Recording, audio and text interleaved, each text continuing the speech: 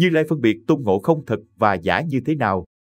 Kiếp nạn Mỹ Hầu Vương giả xuất phát từ ma tâm trong Tôn Ngộ Không. Lục Nhĩ Hầu xuất hiện đã gây ra biết bao điều thị phi. Phật tổ Như Lai dùng nhãn tuệ mới nhìn ra chân tướng. Trong quá trình đi Tây Thiên lấy kinh, việc giả mạo thường xảy ra. Ngộ Không giả mạo yêu quái giả mạo Quan Âm, Như Lai, Đường Tăng, Bát Giới. Rất nhiều sự kiện giả mạo có thể phát sinh, chủ yếu là do lúc đó đối phương vô ý hoặc cẩu thả. Nhưng lần giả mạo này có thể đạt đến trình độ thật giả lẫn lộn, đồng thời ồn ào tới mức mọi người ở thiên cung đều biết. Kinh động Ngọc Hoàng, Quan Âm, Như Lai không thua kém gì việc đại náo thiên cung của Ngộ Không. Đó là vì người giả mạo Lục Nhĩ Hầu thực sự có bản lĩnh.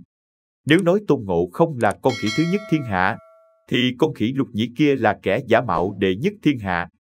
Trên đường đi lấy kinh, qua Dương Gia Trang, Đường Tăng cưỡi ngựa Bạch Long đi trước. Đột nhiên có một toán cướp chặn đường cướp bóc. Đường Tăng sợ bị đánh chết liền khai của cải đều ở trên mình các đồ đệ. Thế là bọn cướp treo Đường Tăng lên cây. Khi Ngộ Không đến nhìn thấy tình hình đó liền nổi giận đánh bọn cướp. Kẻ bị thương, người bị chết.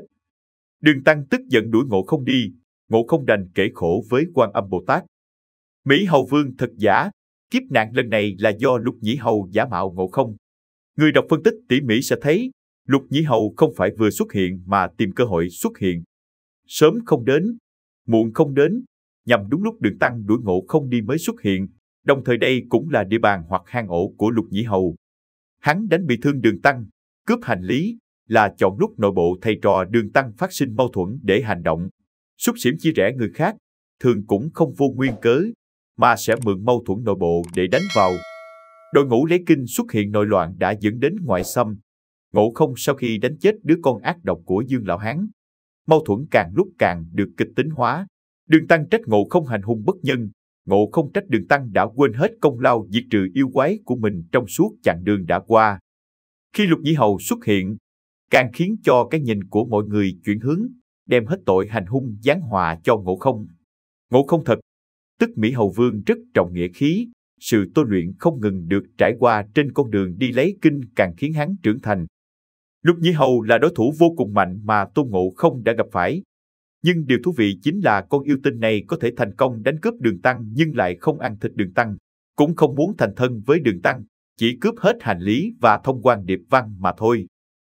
Thì ra nó nghĩ như thế này, một mình ta đi Tây Thiên bái Phật cầu kinh, đêm về Đông Thổ Đại Đường, tự mình thành công, để cho đám người ở Nam Thiểm Bộ Châu lập ta làm tổ, lưu danh vạn đại. Động cơ này xem ra cao thượng hơn gấp trăm nghìn lần so với đám yêu tinh chỉ muốn ăn thịt Đường Tăng để trường sinh bất lão. Thực ra điều này chẳng qua chỉ là bản thân đang tự lừa dối mình mà thôi. Trong số nhiều người bị mạo danh, chắc chắn Tôn Ngộ không phải là người khó mạo danh nhất. Không những do bản thân Tôn Ngộ không bản lãnh cực cao, nói chung rất khó mô phỏng. Hơn nữa còn cần phải chấp nhận việc nguy hiểm đó là sẽ bị Ngộ không phát hiện, truy đuổi. Nhưng Lục Nhĩ Hầu lại mạo danh thành công Tôn Ngộ không. Ngoài bản thân nó có bản lãnh cao cường ra, cũng còn một đặc điểm nữa là Tôn Ngộ không không thể dùng tuệ nhãn để phát hiện ra nó giống như phát hiện các loại yêu quái khác. Đệ tử đầu tiên của Đường Tăng chính là Tôn Ngộ không. Sớm tối bên nhau hơn chục năm nên đối với cử động dù là nhỏ nhất của Ngộ không Đường Tăng cũng nắm rõ như lòng bàn tay. Nhưng ông lại không thể nhận ra kẻ đánh mình hôn mê lại là Ngộ không giả. Nguyên do là khi đó sự oán hận của Đường Tăng đối với Ngộ không đã ảnh hưởng đến sự nhận biết của ông. Sau cùng, Mỹ Hầu Vương thật giả đánh đến tận Thiên Cung, Ngọc Đế muốn thông qua kính chiếu yêu trên tay của Thất Tháp Lý Thiên Vương để phân biệt thật giả, xem ra thì thông minh nhưng lại phạm phải một sai lầm. Kính chiếu yêu chỉ có thể phân biệt người với yêu mà thôi, Lục Nhĩ Hầu với Tôn Ngộ không cùng là loài khỉ. Do đó không thể phân biệt được Mỹ Hầu Vương thật giả được, trên thế giới không có cái gì là vạn năng cả. Chỉ cần vượt quá phạm vi tác dụng thì có thể sẽ xuất hiện sai lầm. Địa Tạng Vương tuy có thể nghe ra được thật giả, nhưng lại không nói ra ngay tại hiện trường, mà là đưa hai người đó đến chỗ của Như Lai. Sau khi Quan Âm Bồ Tát trông thấy hai Ngộ không, cũng định ra tay giúp đỡ Ngộ không mà mình khổ công bồi dưỡng, nhưng lại sợ nhận nhầm Ngộ không thật.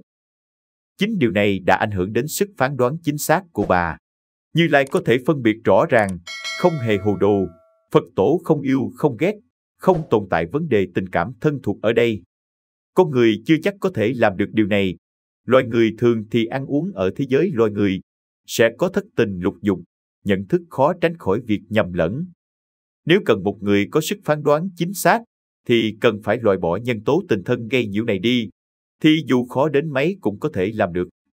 Do đó mới có câu chuyện năm xưa Gia Cát Lượng gạt Lệ chém Mã Tắc, chém là chém luôn. Việc mà Gia Cát Lượng làm không tiêu sái như Như Lai, nhưng mắt Lệ nhạt nhòa tiễn Mã Tắc lên đường. Vì ông không phải là Phật, nhưng ông cũng chẳng giống với phú hộ nọ vì tình thân mà đánh mất khả năng phán đoán, hơn nữa còn là người chấp pháp công bằng. Là con người, sự thân sơ về tình cảm là điều khó tránh, có nhiều lúc sự yêu hận đối với một người thường ảnh hưởng đến khả năng phán đoán của chúng ta. Mạo danh tiên giới cần dựa vào phán đoán của Phật tổ, nhưng mạo danh của thời hiện thực thì lại cần dựa vào bản thân chúng ta để phân biệt. Do đó lúc bình thường chúng ta cũng cần nên tập cho mình một đôi mắt trí tuệ tuệ nhãn để phân biệt được thật giả.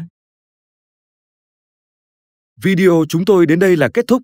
Cảm ơn tất cả các bạn đã quan tâm tới Xe Hay V88 và theo dõi video của chúng tôi. Đừng quên like, share và đăng ký kênh. Đặc biệt đừng quên bật chuông để theo dõi những video khác nhanh nhất.